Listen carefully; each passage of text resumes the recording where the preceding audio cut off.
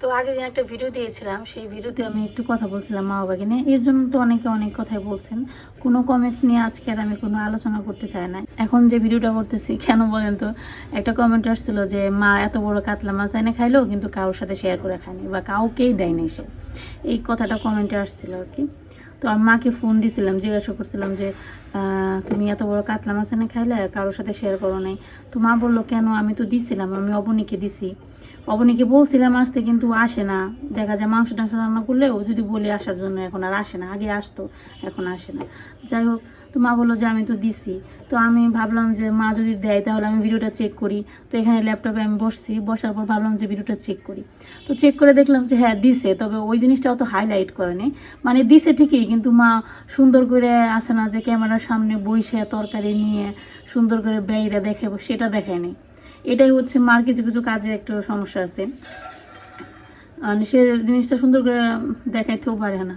যাই হোক, সে দিছে। তো ভাবলাম যে আপনারা হয়তো অনেকেই বলবেন যে বলছে অলরেডি যে এত বড় কাতলা মাছ একা একা কেন খেলো, কাউরে দিল না, অবনীরও একটু দিল না, মানে বলে অনেকে আর কি। তো সে কিন্তু দিয়েছে। এখন অনেকেই আছে দেখবেন যে পুরো ভিডিওটা না দেখেই কমেন্ট করে, অনেকেই আছে পুরো ভিডিও দেখবে না কিন্তু অল্প একটু দেখে একটা নেগেটিভ কমেন্ট করে সে চলে যাবে, কিন্তু আদৌ সে জিনিসটা হয়েছে কিনা সেটার খবর নেই। তো ভাবলাম আপনাদের একটু দেখাই, আপনারা জাস্ট দেখেন।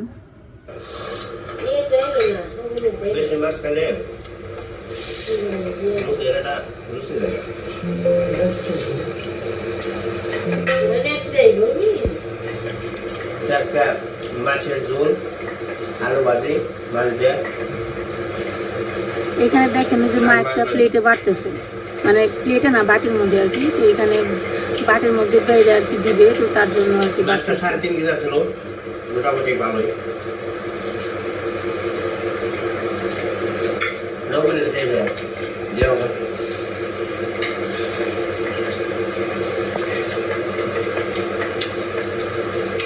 লবণের সরম পাই, বড় হয়েছে না লতা লতা পাই তো।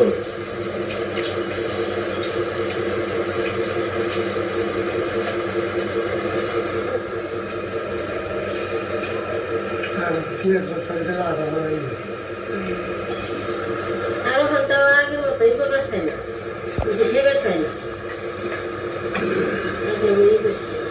খেয়েছি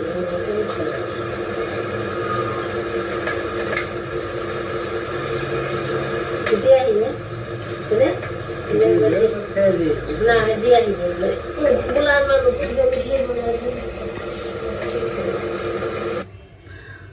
তো এই তো দেখলেন, এটা কিন্তু বানানো ভিডিও না, এটা সেই দিনের ভিডিও, জাস্ট আপনারা চেক করেন। এই যে আমার মার ভিডিও দেখতেছে, চ্যানেল দেখেন, এই যে 4 দিন আগে ভিডিওটা দেওয়া হয়েছে, দেখছেন 4 দিন আগে ভিডিওটা দেওয়া হয়েছে। তো এখানে কিন্তু মা দিছে অবনীকে, কিন্তু তারপরেও দেখবেন যে কিছু কিছু মানুষ আছে যারা পুরো ভিডিওটা দেখবে না, না দেখে এসে ঠাস করে একটা কমেন্ট করবে, এটা অনেকের অভ্যাস।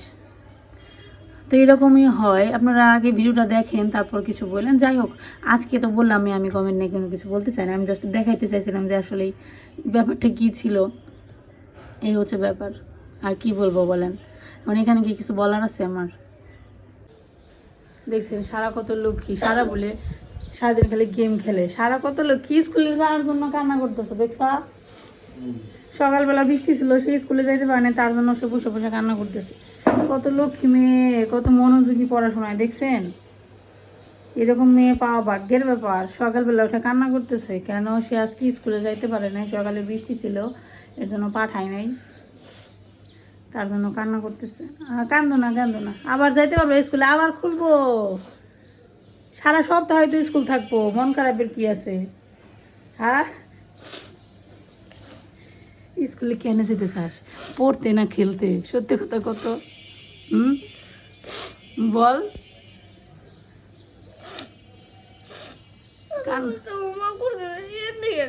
ও কষ্ট করে হোমওয়ার্ক করছিলি, আরে স্কুলে গেল না? সত্যি তো কষ্ট করে হোমওয়ার্ক করছিল, আজকে টিচার পড়া ধরবো, পারবো, টিচার ওরে একটা স্টার দিব, ঠিক আছে তোমার কথা। স্কুলে যাওয়ার জন্য আগে আমাদেরও ছোটোবেলায় খারাপ লাগতো না, স্কুলে যাইতে পারলে, স্কুলে যেতে পারলে অনেক ভালো লাগতো, এটা সবারই, ঠিক আছে। কিন্তু সকালবেলা তো বৃষ্টি ছিল, আমি আসলাম উল্টে, আমি বৃষ্টি আইলে যে খুশি হইতাম, স্কুলে নাচতাম যে খালি খালি ভগবান খালি খালি স্কুলটা না পার হইলেই হয়।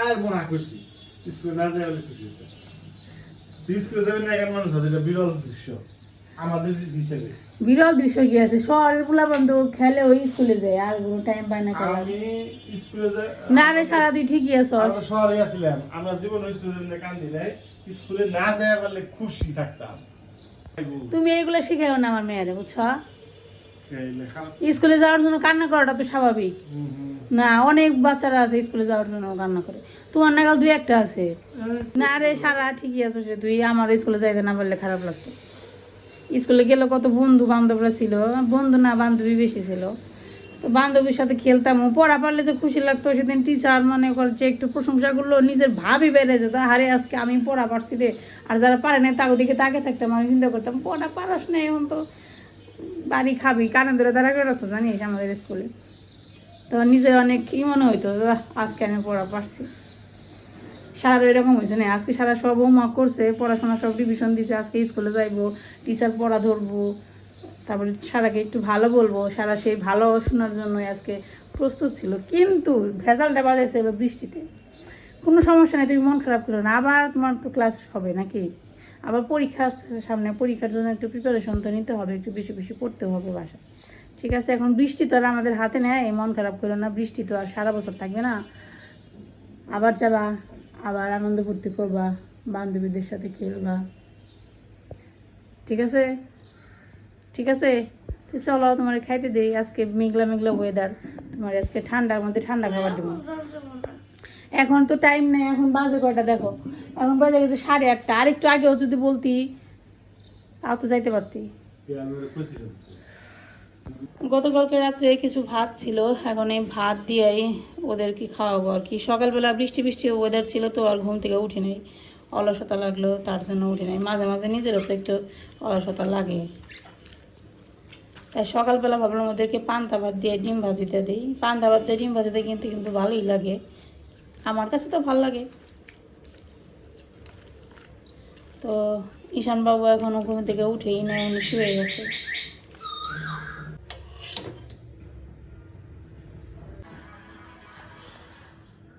নিয়ে যা খাবার নিয়ে যা খাইয়াটা তারপরে পড়তে বসবি যা তাড়াতাড়ি খাওয়া শেষ কর চামচ নিবি না হাত দিয়ে খাবি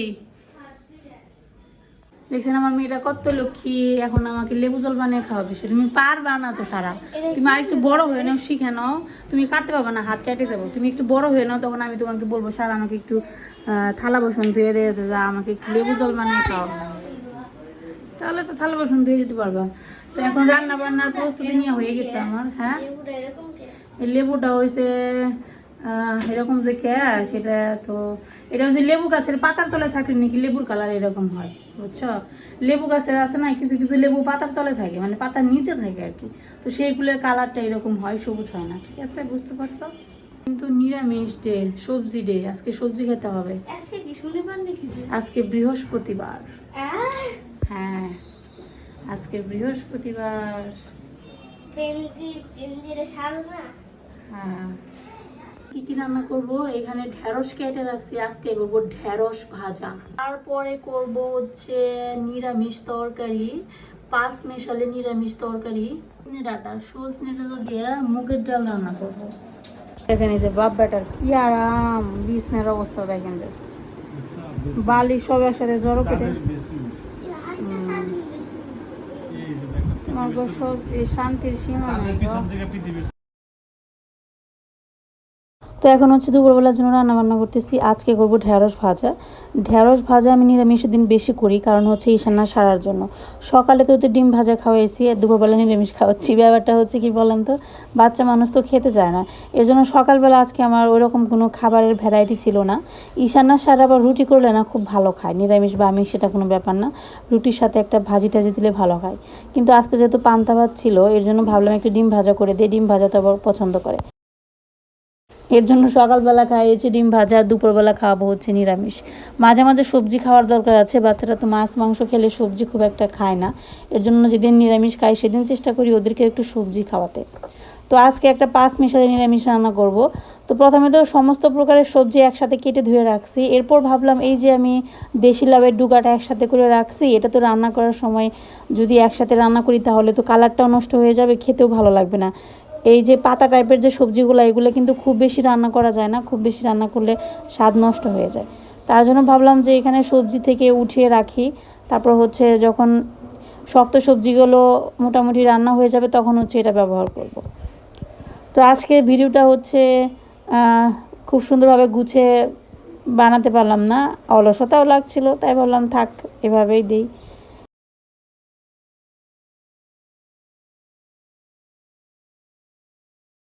তো এখানে আমার ভেন্ডি ভাজাটা হয়ে গেছে, এটা হচ্ছে কালো জিরা দিয়ে করছি, পেঁয়াজটা দিই নেই। আর আমি ভেন্ডি ভাজে একটু সবুজ সবুজ করি, চেষ্টা করি তেল কম দেওয়ার, কিন্তু অনেক সময় দেখা যায় যে লেগে যায় তেল বেশি, ভাজি টাইপের রান্নাগুলোতে কিন্তু একটু বেশি তেল লাগে। এখানে হচ্ছে মাসকলাইয়ের ডাল দিয়ে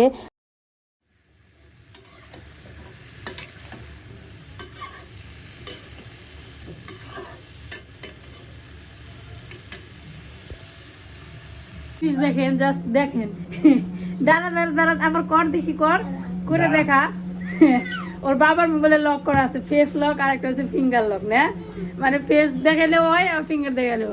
এখন ঈশান লকটা খোলার জন্য অনেকক্ষণ ধরে ট্রাই করতেছে, আঙ্গুল নিয়ে আনছে, তারপরে মোবাইলের সামনে চেহারা আনতেছে, মানে কি যে করে মাঝে মাঝে কি করে জানেন, ওর বাবা যখন ঘুমিয়ে থাকে তখন চুপি চুপি এসে আঙ্গুলের ছাপ নিয়ে লকটা খুলে তারপর নিয়ে যায়।